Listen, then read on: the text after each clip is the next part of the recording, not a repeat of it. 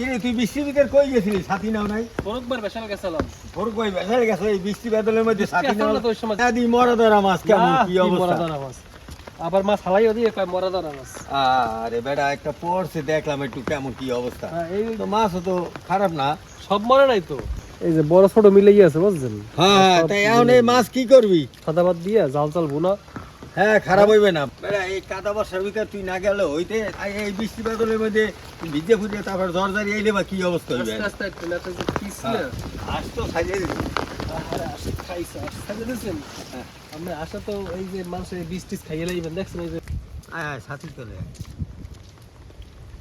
চিংড়ি মাছের জাল বোনা করার লাগি আমি চিংড়ি মাছগুলো সুন্দরভাবে কাটছিলাম।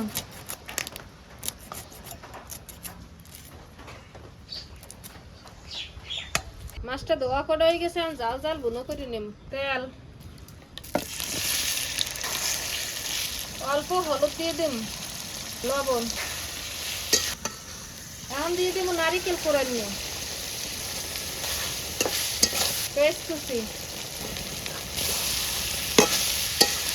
এখন দিয়ে দেবো মরিচের গুঁড়ো,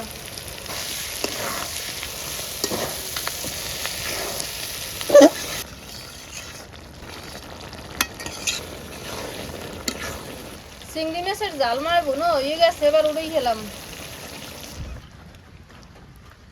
বেসালের চিংড়ি মাছ ঝাল বুনো হয়ে গেছে, এখন ধোয়া ওটা গরম পাতে খামো। বাহ আদি বৌমায় না হইলো তো সে তো স্বাদই হইবে এনে। বর্ষা বৃষ্টির দিন একটু দেশ গেরাম আইয়েন, দেশ গেরাম আইলে তরতাজা এরকম বেসালে মাছটা চান না খাইতে পারবেন, খাইয়া মজাও পাইবেন। বিসমিল্লাহ বিসমিল্লাহ। বেড়া না হয়ে যেতেছে, হ্যাঁ এতে আরো মজা হইছে। জাল লাগে।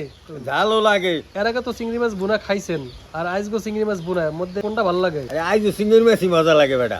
আগের তাজা খাইছেন? হ্যাঁ হ্যাঁ মজা লাগছে কিন্তু অত না। আজকে নাইকেল টাইকেল দিয়েছে না ও আসিফ, এই আমাদের তো একটু জাল লাগে কিন্তু কেমন লাগে কদিন? জাল হইলো গরম ভাত এই বর্ষার মধ্যে অনেক মজা লাগে। মাঝে মাঝে কিনবি তা একটু খাইতেও মজা পাবো। বৃষ্টির মধ্যে খাইতে থাই। ভালো থাকেন, দোয়া করবেন আমার জন্য, আমিও আপনাদের জন্য দোয়া করি।